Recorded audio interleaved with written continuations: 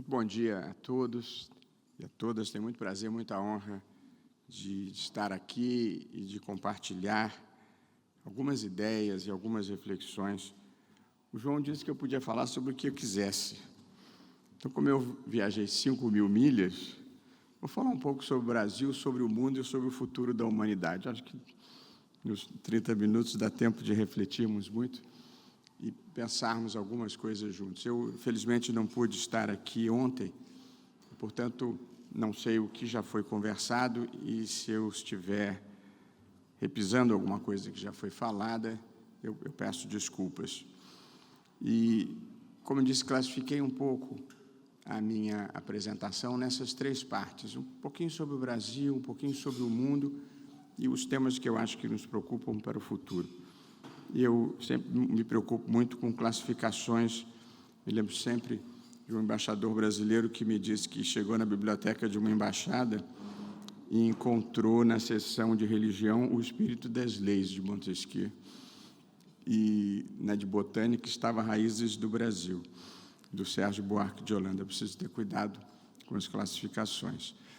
Gostaria de falar um pouquinho sobre o Brasil. Eu ainda peguei a Camila dizendo algumas coisas boas que eu acho que muitas vezes nós deixamos de observar. E, portanto, como já terão observado aqui, o PIB, pelo segundo ano consecutivo, será maior do que nós imaginávamos. O emprego está no menor nível de desemprego desde 2014. Nós tivemos uma reforma tributária que tem um potencial de simplificar imensamente a vida brasileira, ainda com os projetos de lei para a sua regulamentação.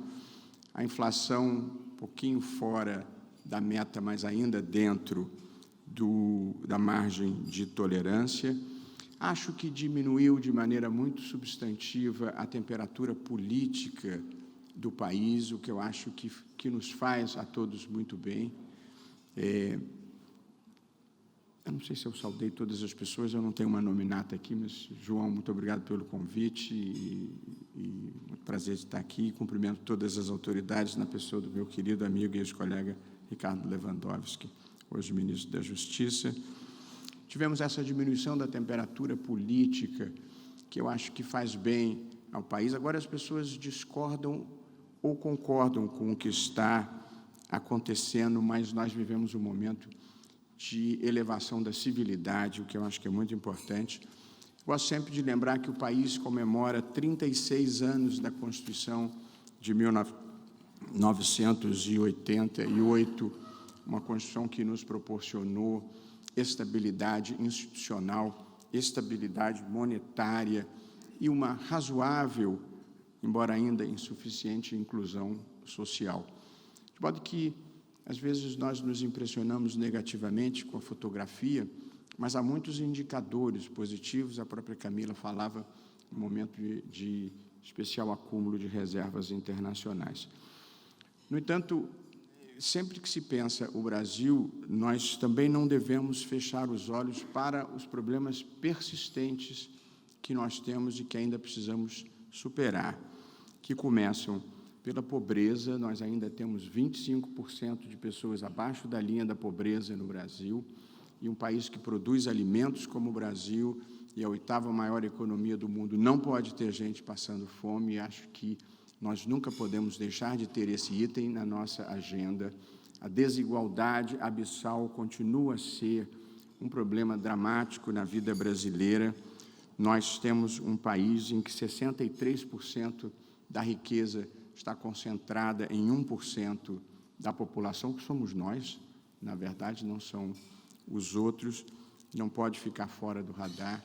Nós ainda temos no Brasil um problema atávico, histórico, persistente, de patrimonialismo, quando não de corrupção, que é esta má divisão entre o espaço público e o espaço privado, uma apropriação do espaço privado, muitas vezes por elites predatórias, e nós temos que ter consciência de que esse é um problema ainda a ser superado. Desnecessário dizer que todos os estudos comprovam uma relação direta entre corrupção, desigualdade e pobreza, nós ainda ocupamos o 104º lugar no índice de percepção da corrupção no mundo, o que é um índice desonroso para um país como o Brasil. Precisamos ter isso em linha de conta. Ainda temos problemas graves em matéria educacional. Conseguimos muitos avanços e não devemos tratar isso com desimportância, mas ainda temos um déficit educacional muito grande. É o déficit na educação que nos atrasou na história.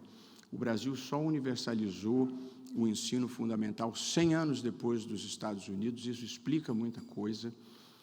O déficit na educação faz vidas menos iluminadas, trabalhadores menos produtivos. A produtividade é um problema dramático no Brasil, faz elites menos preparadas.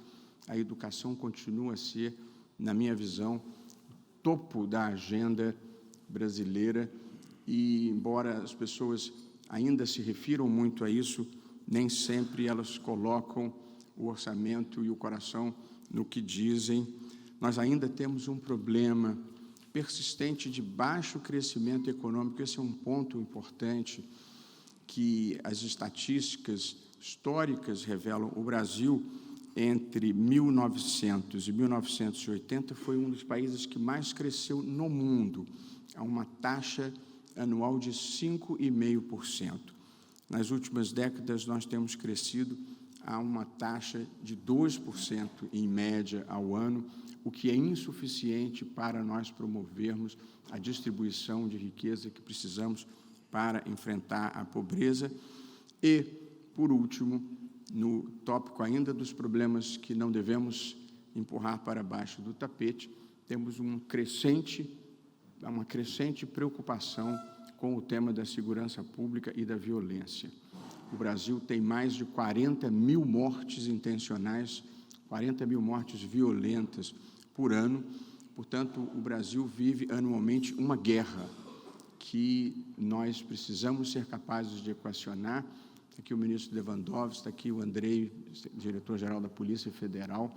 O crime organizado tem que ser obsessivamente enfrentado no Brasil. Ele está se infiltrando nas instituições, ele está se infiltrando na Amazônia, e nós precisamos estar alertas para isso, para retomar espaços da vida brasileira que já foram conquistados pelo crime organizado. Portanto, falei de algumas coisas boas.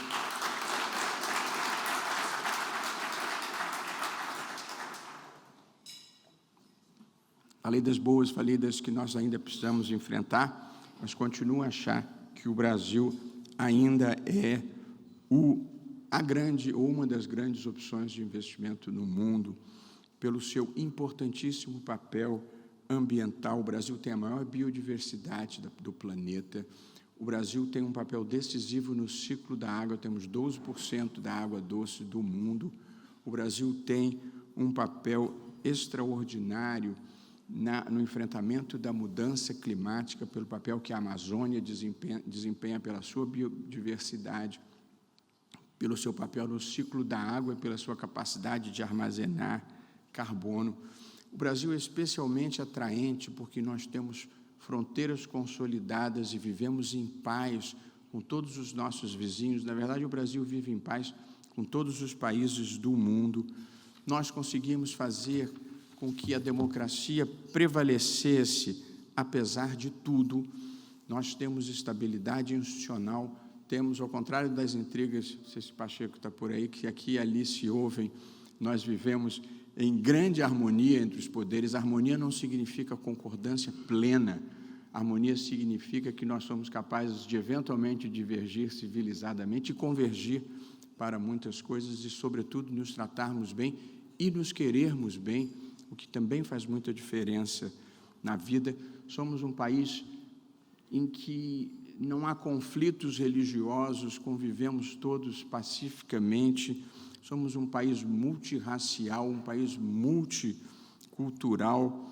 Portanto, o Brasil tem muitas atratividades para o investimento. Ainda somos, infelizmente, não um país totalmente do presente que queríamos, mas temos um futuro lindo pela frente, e a tudo isso se acresce um joie de vivre, uma alegria de viver que nos diferencia de todo mundo. Eu vivi em alguns momentos da minha vida, em diversos momentos da minha vida, fora do Brasil.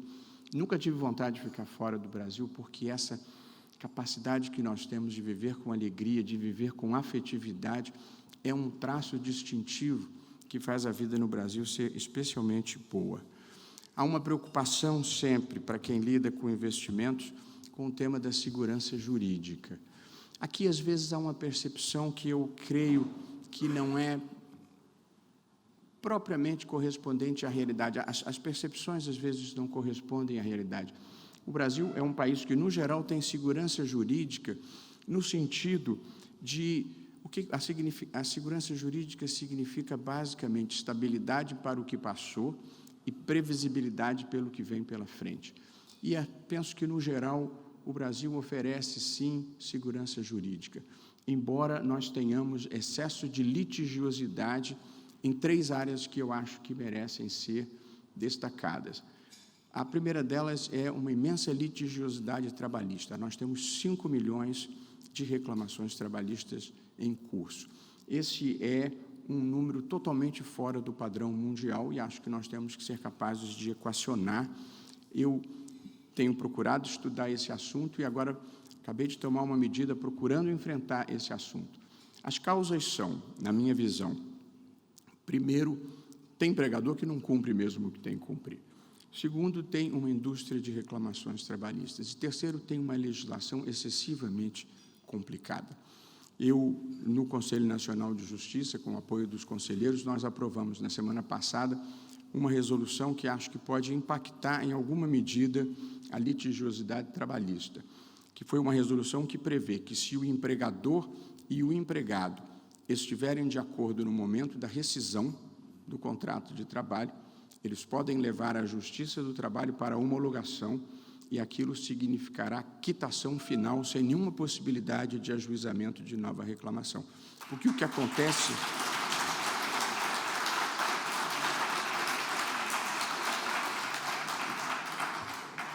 Na prática, é que há a rescisão do contrato de trabalho, depois vem as reclamações trabalhistas que descobrem isonomias, equiparações, horas extras e diversos outros problemas que, na verdade, não existiam e foram fabricados.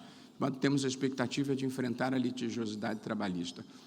Outra área de algum grau de insegurança jurídica pelo excesso de litigiosidade é a litigiosidade tributária no Brasil, em que há mais de um PIB em disputa perante o Poder Judiciário, porque nós tínhamos, e ainda estamos em transição, o sistema tributário mais complexo do mundo.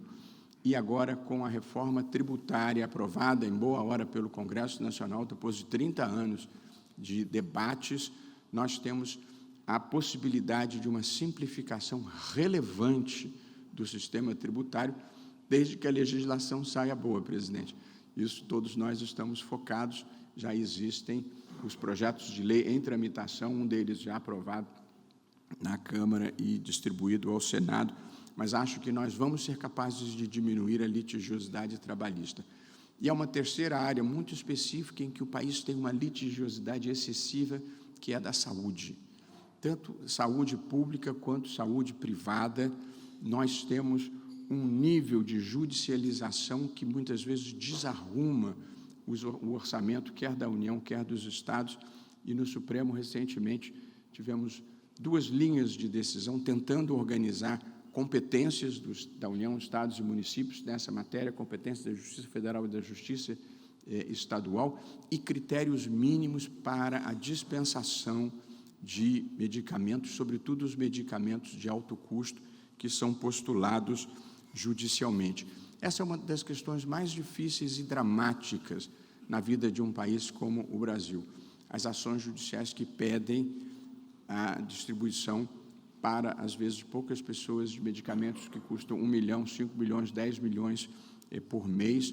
Não há solução moralmente barata, nem juridicamente fácil para essa questão. É preciso fazer algumas escolhas trágicas, mas nós temos nos empenhado em arrumar essa matéria. E, por fim, antes de falar um pouco do mundo, falando do Brasil, há uma percepção de que no Brasil existe um grande grau de ativismo judicial. Eu gostaria de um pouco desfazer esse mito. No Brasil, existe baixíssimo grau de ativismo judicial, embora exista um grau relativamente elevado de protagonismo judicial, no sentido de que quase todas as grandes questões brasileiras, em algum momento, desaguam ou no Poder Judiciário ou no Supremo Tribunal Federal. Esse é um fato e, portanto, vale a pena tentarmos compreender por que nós chegamos a esse fato. Porque ativismo judicial, em sentido técnico, é você levar um princípio constitucional vago para reger uma situação que não foi prevista em lei e, portanto, seria uma atuação de criação normativa pelo Poder Judiciário. Essas hipóteses são raríssimas e é possível contar nos dedos uniões homoafetivas, terá sido um caso, anencefalia, mas o protagonismo existe em alguma medida e ele se deve a 5 fatores. O primeiro deles, a Constituição brasileira, ela é extremamente abrangente. A Constituição brasileira, como todas as constituições democráticas do mundo, ela cuida da organização do Estado, da separação dos poderes e da declaração de direitos, e faz isso muito bem. Porém, a Constituição brasileira, além de fazer isso, ela também cuida do sistema de seguridade social, do sistema tributário, do sistema de educação, do sistema de saúde pública, do sistema orçamentário, do sistema financeiro, do sistema de proteção ambiental, do sistema de proteção das comunidades indígenas, do papel do Estado na economia, da proteção da família, da criança, do adolescente e por aí vai. Portanto, a Constituição brasileira, ela cuida de muitos temas que em outras partes do mundo são deixados para a política. E, portanto, muitas vezes essa é uma fronteira mais difícil de se traçar no Brasil. Em segundo lugar, é muito fácil chegar ao Supremo Tribunal Federal por ações diretas. Tem ação direta de inconstitucionalidade por omissão, declaratória de constitucionalidade, arguição de preceito, descumprimento de preceito fundamental. É muito fácil chegar ao Supremo. E, além de ser muito fácil, porque existem muitas ações, existem muitos atores que podem provocar a jurisdição do Supremo. O presidente da República, o procurador-geral da República, a mesa da Câmara, a mesa do Senado, todos os governadores de Estado, todas as assembleias legislativas, todos os partidos políticos com representação no Congresso Nacional, todas as entidades de classe de âmbito nacional e todas as confederações sindicais, além da Ordem dos Advogados. De modo que é preciso que uma questão seja muito irrelevante para algum desses atores não levar para o Supremo Tribunal Federal. Além disso, o Supremo tem uma competência criminal imensa que atrai a mídia de uma maneira geral e nós julgamos na frente da televisão. Outro dia eu li que alguém disse, esses ministros adoram um holofote, a gente trabalha na frente do holofote, os julgamentos são transmitidos pela TV Justiça. Portanto, é um grau de visibilidade imensa num país em que quase tudo chega ao Poder Judiciário. Eu fiz uma pequena listinha aqui. Uniões homoafetivas, pesquisas com células-tronco embrionárias, ações afirmativas para afrodescendentes, demarcação de terras indígenas, planos econômicos, proteção ambiental, interrupção de gestação, ataques à democracia, piso de enfermagem, regulação de mídias sociais, medidas sanitárias na pandemia, critério de reajuste do FGTS, direito das pessoas transgênero, quantidade de drogas que distingue tráfico de consumo, tudo chega em algum momento ao Supremo Tribunal Federal. De modo que a gente está sempre desagradando alguém. Se você julga uma questão que contrapõe comunidades indígenas e fazendeiros, um dos lados fica desagradado e vocaliza o seu desagrado.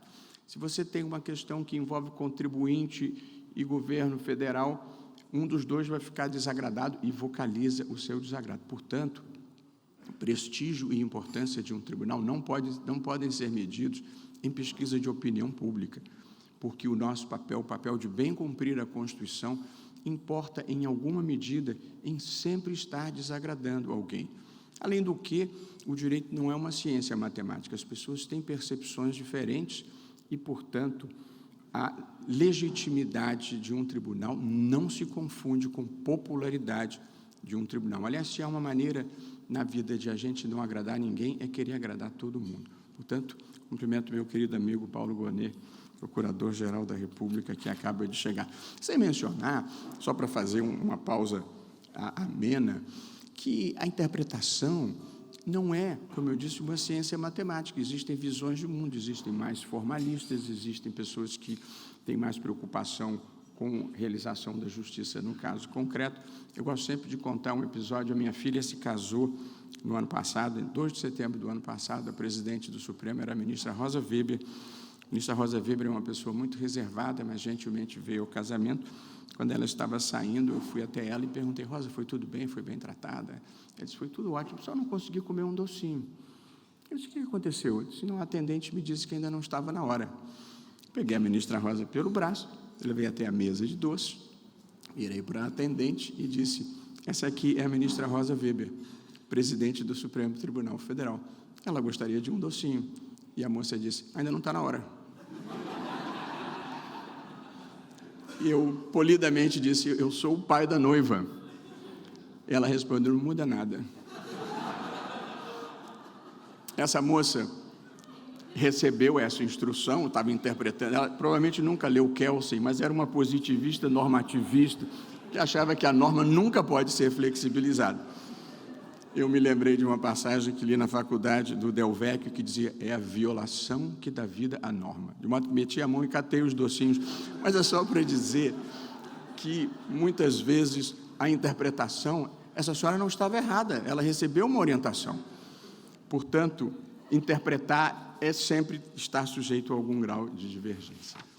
Isso, então, um pouco sobre o Brasil.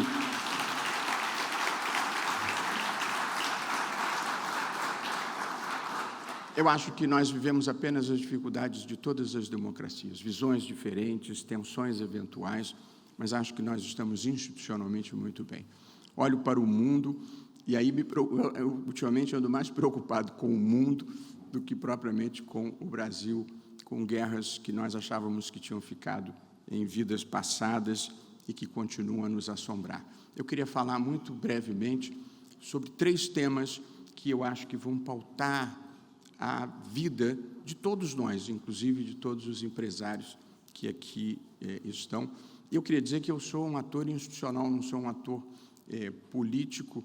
Vira e mexe, a gente sofre a crítica de participar de eventos como esse. Eu queria dizer que eu converso com as comunidades indígenas, eu converso com os advogados, converso com o Ministério Público, converso com o agronegócio, converso com estudantes, com todos os setores da sociedade. E parece bem, quando a gente conversa com o empresário, está vendo, está conversando com o empresário. Esse é um preconceito que nós não superamos no Brasil contra a iniciativa privada. Há uma visão ainda antiga e atrasada de que o Estado vai nos libertar. O Estado tem que cuidar de muitos projetos sociais, mas a geração de riqueza vem mesmo da livre iniciativa, do empreendedorismo, de quem corre riscos, e nós ainda não conseguimos verificar, constatar que ser progressista é apoiar a iniciativa privada, bem regulada, bem tributada adequadamente, mas superando esse preconceito que ainda existe no Brasil contra o sucesso empresarial. Geralmente, quando uma empresa tem muito lucro, a manchete é crítica: teve tanto de lucro, como se isso não fosse bom, não gerasse emprego, não trouxesse investimentos. O mundo vive 3 situações importantes que eu acho que merecem reflexão, além das guerras.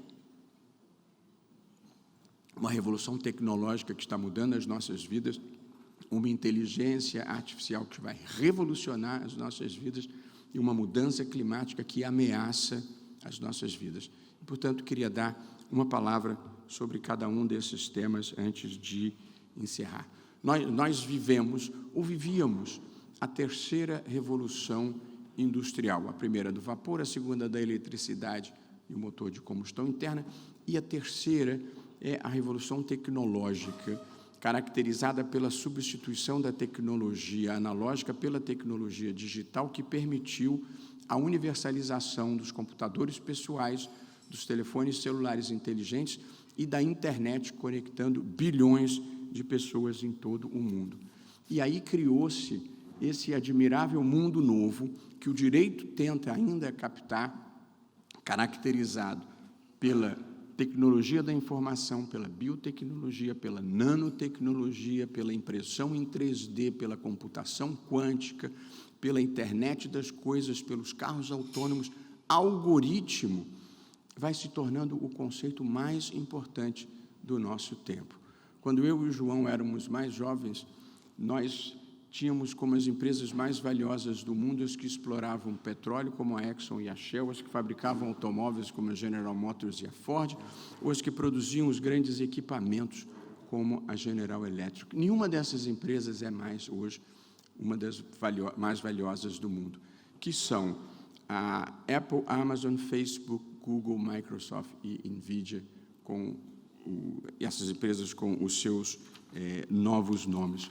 Portanto, nós vivemos um mundo totalmente diferenciado que desafia as soluções para o direito de uma maneira geral. Nós já tínhamos essa nova economia do e-commerce, a economia das plataformas de vídeo, do streaming, dos serviços de armazenamento em vídeo, dos sistemas eletrônicos de pagamento, dos sites de notícias e, portanto, esse mundo já estava sendo transformador quando, subitamente, vem ou desabrocha ou se torna visível para o público a revolução da inteligência artificial.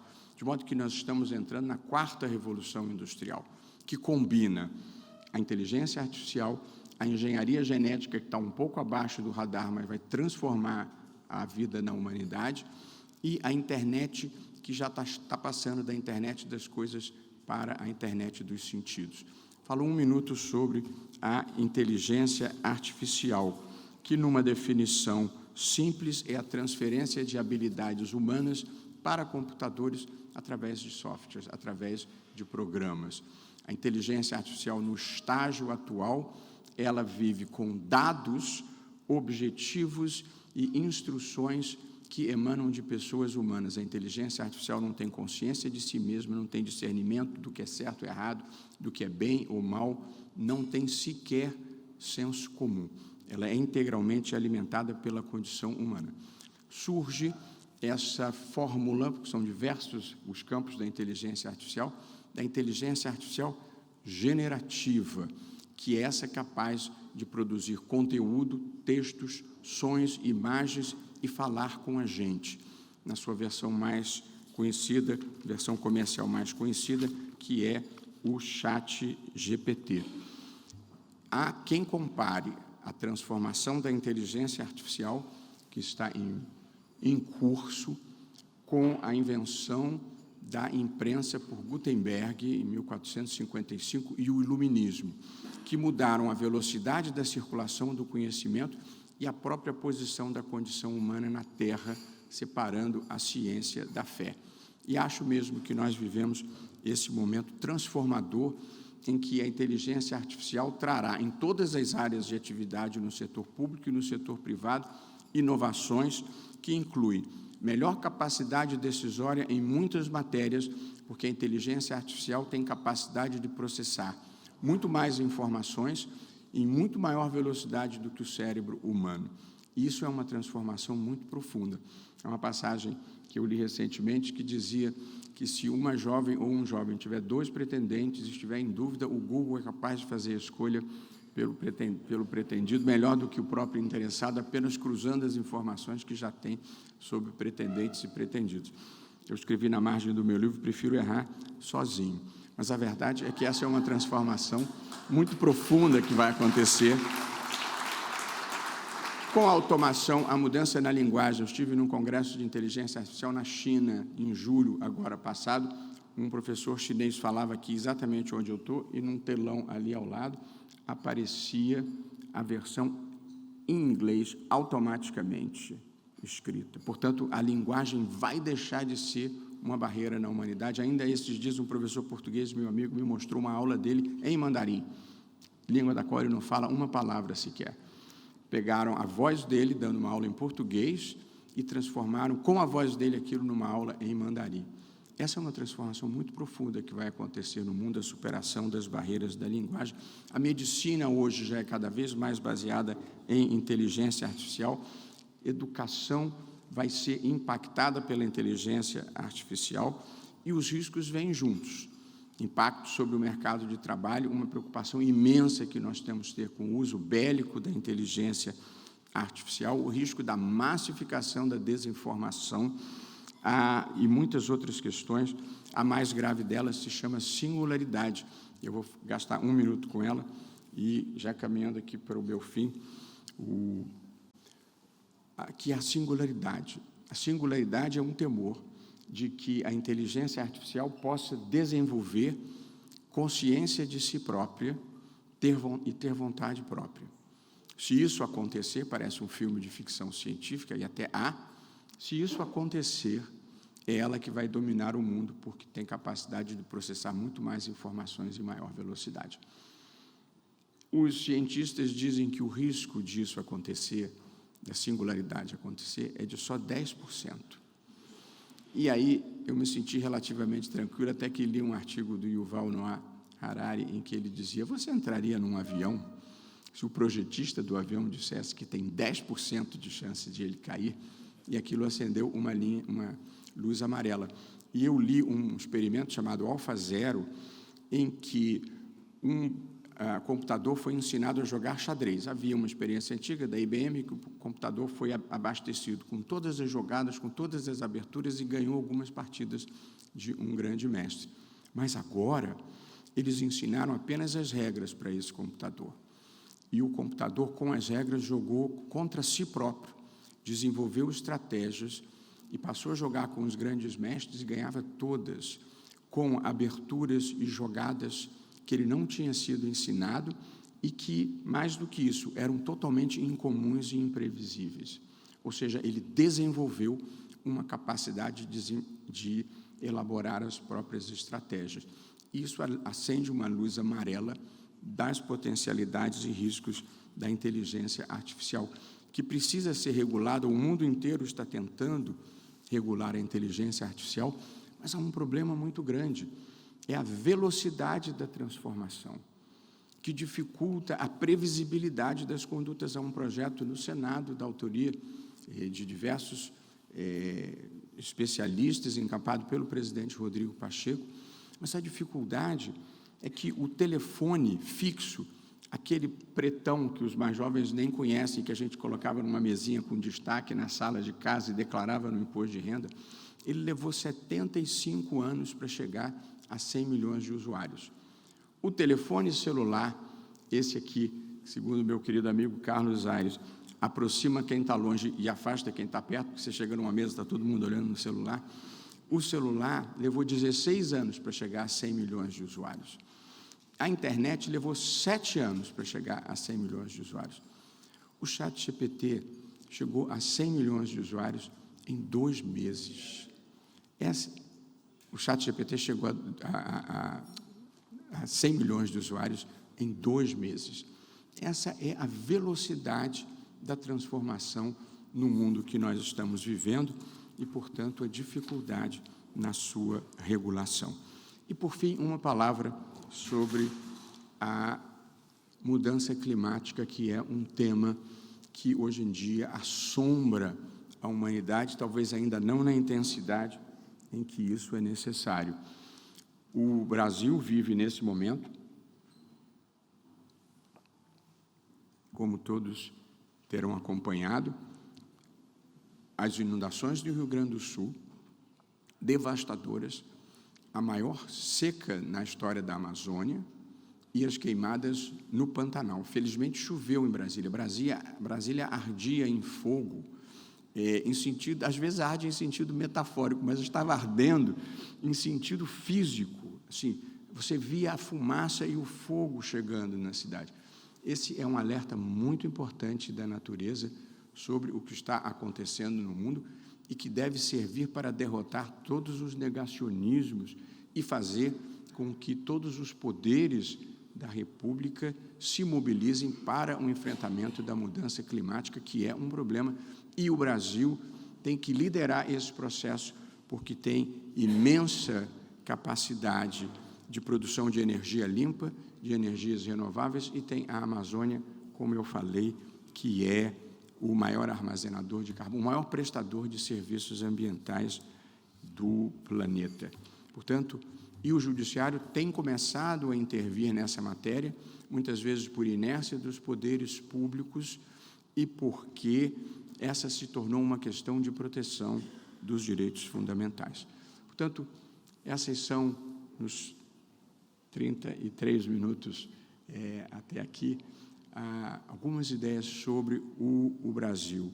Apesar de tudo, o Brasil ainda é um dos países mais atraentes do mundo por ter, como eu disse, estabilidade institucional, paz e imensas perspectivas de crescimento. A inteligência artificial vai mudar o mundo, vem com muitas promessas de transformação, mas é preciso ter certeza de que ela fique numa trilha ética. E, por fim, a mudança climática já não é mais um problema de justiça intergeracional, é um problema que está acontecendo aqui e agora. Eu li há muito tempo que George Washington fez o menor discurso de posse na presidência dos Estados Unidos, com 130 palavras, e que William Harrison fez o maior discurso de posse, com mais de 8.000 palavras pronunciadas numa noite fria e de tempestade em Washington, onde as posses são ao tempo e no inverno. William Harrison morreu 30 dias depois de uma pneumonia gravíssima que contraiu naquela noite, e eu considero, desde então, que essa é a maldição que recai sobre os oradores que falam além do seu tempo. Muito obrigado.